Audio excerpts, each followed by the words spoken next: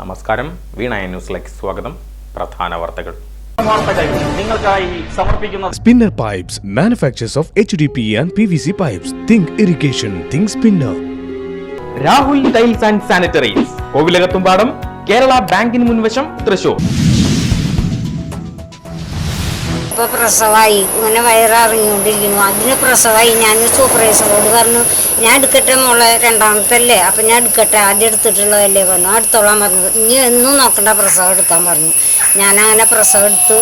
ആ കുട്ടിയുടെ പൊക്കിളോടി മുറിച്ച് കെട്ടി ആ പെണ്ണിനെ അതേപോലെ അപ്പം ആദ്യം ചെയ്ത പോലെ തന്നെ ഞാൻ ചെയ്ത് അതിനെ ജീപ്പിൽ കയറ്റി വിടുകയുണ്ടായത്. തൃശൂർ റെയിൽവേ സ്റ്റേഷനിൽ 25-കാരിയായ അസം സ്വദേശിനിക്ക് സുഖപ്രസവം. അമ്മയും പെൺകുഞ്ഞും ജനറൽ ആശുപത്രിയിൽ സുഖമായി കഴിയുന്നു. വടക്കാഞ്ചേരി നാരകത്ത് പറമ്പിൽ കബീറിന്റെ ഭാര്യ 60-കാരി സുഹറാബിക്ക് സന്തോഷത്തിന്റെ ദിനം. പ്രസവമെടുത്തതും പൊക്കിൽ കൊടി വിച്ഛേദിച്ചതും സുഹറാബി. 10 വർഷമായി റെയിൽവേ സ്റ്റേഷനിലെ ക്ലീനിംഗ് ജീവനക്കാരിക്ക് പ്രസവമെടുക്കാനുള്ള നിയോഗം ഇത് 2ാം തവണ. 2017 സ്റ്റേഷനിൽ ട്രെയിനിൽ പ്രസവിച്ച എറണാകുളം സ്വദേശിനിയുടെ പ്രസവമെടുത്തതും സുഹറാബി തന്നെ. 3 പെൺമക്കളുടെ മാതാവിന്റെ ജീവിതം ദുരിതപൂർണം. താമസം വാടക വീട്ടിൽ. തളർന്നു കിടക്കുന്ന ഭർത്താവിന് സ്നേഹക്കരുതലൊരുക്കി വയോധിക കാത്തിരിക്കുന്നു സ്വന്തമായൊരു ഭവനത്തിന് വേണ്ടി.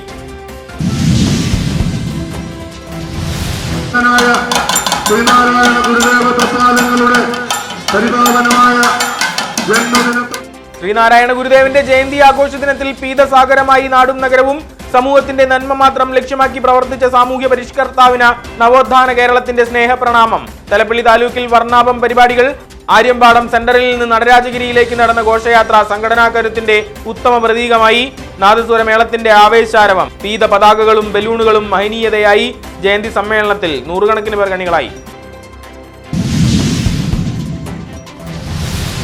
കുറ്റവാളികളുടെ പേരുകൾ പുറത്തു പറയാത്ത ഹേമ കമ്മിറ്റി റിപ്പോർട്ട് അപൂർണമാണെന്ന് എഴുത്തുകാരി സാറ ജോസഫ്. റിപ്പോർട്ട് ഒരു പുക പോലെയെന്നും ആരോപണം. കുറ്റകൃത്യങ്ങൾ നടന്നിട്ടുണ്ടെന്നുറപ്പ്. സിനിമാ രംഗം കള്ളപ്പണവും മദ്യവും മയക്കുമരുന്നും ഒഴുകുന്ന ഇടങ്ങൾ. ഒരു മാഫിയയുടെ കയ്യിലാണ് സിനിമാ ലോകമെന്നും സാറ ജോസഫ്. 5 വർഷത്തിനു ശേഷം പുറത്തുവന്ന റിപ്പോർട്ട് സൂക്ഷ്മതയും കൃത്യതയുമില്ലാത്തതാണെന്നും കുറ്റപ്പെടുത്തൽ.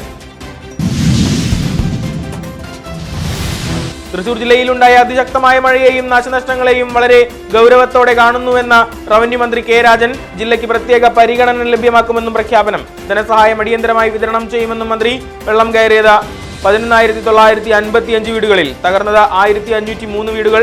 54 വീടുകൾ ഭാഗികമായി തകർന്നു. എല്ലാവർക്കും അർഹമായ നഷ്ടപരിഹാരം ലഭിക്കുമെന്നും കെ രാജൻ. നിരോധിത പൊളിറ്റിക് വല ഉപയോഗിച്ച് അനധികൃത മത്സ്യബന്ധനം. നിയമം ലംഘിച്ച boat fisheries marine enforcement coastal police സംഘം പിടിച്ചെടുത്തു. എറണാകുളം പള്ളിപ്പുറം സ്വദേശി പുത്തൻപുരയ്ക്കൽ ഡിക്സന്റെ ഉടമസ്ഥതയിലുള്ള ബോട്ടാണ് പിടികൂടിയത്. അവണൂർ കൊളങ്ങാട്ടുകരയിൽ സുരക്ഷാ ജീവനക്കാരനെ കെട്ടിടത്തിൽ മരിച്ച നിലയിൽ കണ്ടെത്തി. കോടന്നൂർ സ്വദേശി 55-കാരൻ ഉദയകുമാറിന്റെ മൃതദേഹമാണ് തൂങ്ങിയ നിലയിൽ കണ്ടെത്തിയത്. കുന്നത്ത് പീടികയിലെ സ്വകാര്യ കമ്പനി ജീവനക്കാരനാണ് ഉദയകുമാർ.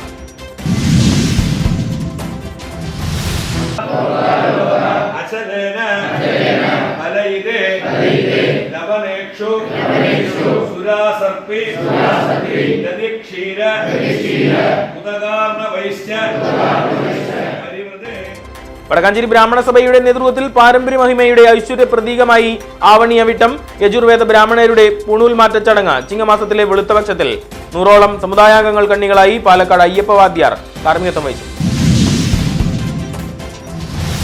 മുൻ പ്രധാനമന്ത്രി രാജീവ് ഗാന്ധിയുടെ 80ാം ജന്മദിനം നാടെങ്ങും വ്യത്യസ്തതയാർന്ന പരിപാടികളോടെ ആഘോഷിച്ചു. ആധുനിക ഇന്ത്യയുടെ ശില്പിക്ക് പ്രണാമ ചടങ്ങുകളുമായി കോൺഗ്രസ്. ഛായാചിത്രങ്ങൾക്ക് മുന്നിൽ പുഷ്പാർച്ചനകൾ നടന്നു. ജന്മദിന സമ്മേളനത്തിൽ വിവിധ ഭാഗങ്ങളിൽ കണ്ണികളായി പ്രവർത്തകർ.